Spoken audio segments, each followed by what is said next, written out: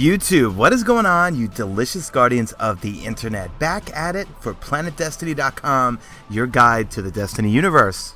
Now, a huge shout out to Mr. Copacetic on PlayStation Network for letting me use his account to play with this bad boy for a good, I'd say 4 hours I was on this thing.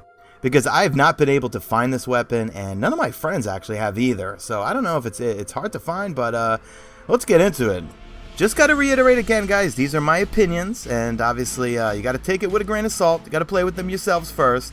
But for the TLDR, too long, didn't read people, it's just like the Hardlight exotic. It feels like a submachine gun. Great gun for PvE, but I got some mixed thoughts when it comes to PvP. And Mr. Copacetic, after we debriefed after using this weapon, pretty much agreed with me on it.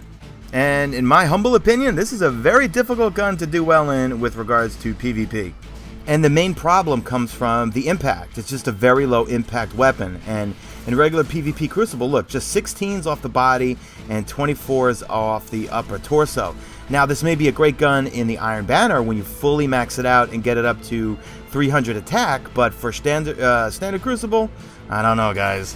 So I'm going to go on the record and say I think this gun needs a buff. I mean, when you grind hard and get rewarded an exotic, you expect it to perform at an exotic level. And there goes Tubes McGillicuddy. That's my nickname for noob tubers. I've been running into a lot of them lately. But it reminds me of like the bad juju. You know, I work so hard. Well, not work so hard, but I grinded at the bounty. I got it, and I find it unusable. But I'm going to do a follow-up Bad Juju review on my channel when I fully max that thing out, because I get a feeling once I get the String of Curses modifier, it'll be a little more usable. So let's jump into the stats and take a look at all the modifiers. Now, granted, not everything is unlocked, but I'm going to give you my subjective opinion on what I think would be most beneficial. Now, the two key modifiers are going to be dealing damage is actually going to reduce your melee cooldown, and then also you're going to get a bonus accuracy when you fire from the hip. So we got 260 attack, bump it up to 300 once you get her all ranked up, and you're going to need spin metals and ascendant energy. Spin metal farming video will be linked in the description. Now, the first set of modifiers you could choose 1 out of 3 are going to be pretty familiar. The CQB ballistics, it's going to really take down that recoil. Next one, smart drift control. You got to take a hit on the range, which we don't want.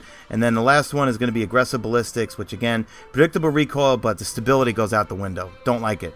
Hip fire. So you're going to get bonus accuracy, and I was trying it because it was unlocked. Still wasn't having much luck with it because the recoil is too much. You get your standard damage upgrade. Then you got these high caliber rounds. We're familiar. Slows the handling down, but staggers targets as you hit them. And then Send It, which is going to increase range and accuracy. I would definitely go for that when you unlock it. Field Scout increases ammo. I'd go with the middle one. Then Monte Carlo Method. That's the one. Dealing damage is actually going to reduce your melee cooldown. So pretty much with the exotics, you know, the two key modifiers really set the gun apart, in my opinion. And also, in my opinion, I don't feel like Monte Carlo Method or the hip fire modifier really make this gun stand out. In PvE, yeah, sure, you can hip fire, Fallen, whatever, Hive like crazy with it, and it's a lot of fun. But for PvP, I don't know. If I do get this gun, I'm not going to use it for PvP.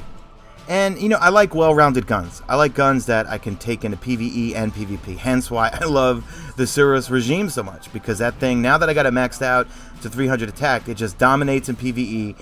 And I do so well with it with regards to PvP. Those 45 damage off the heads and 22s off the body just drops people really quickly. I mean, my best advice would be in PvP is to get up close to people and spray them down, but that's like a prime example.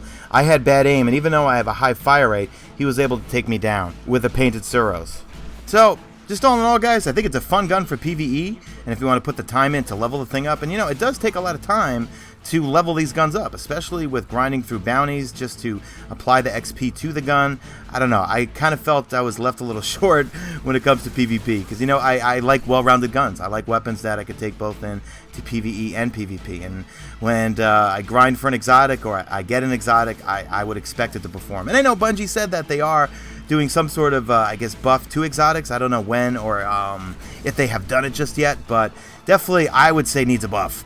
So let us know in the comment section, guys. You know, those that do have this gun, have you found the same sentiments that I have? That it's just a very difficult gun, kind of like the Hardlight in terms of using it for PvP. I mean, I'm glad there's not an exotic bounty for it, because I would have not have want to spent all the time going through a bounty to get it and not be happy with it.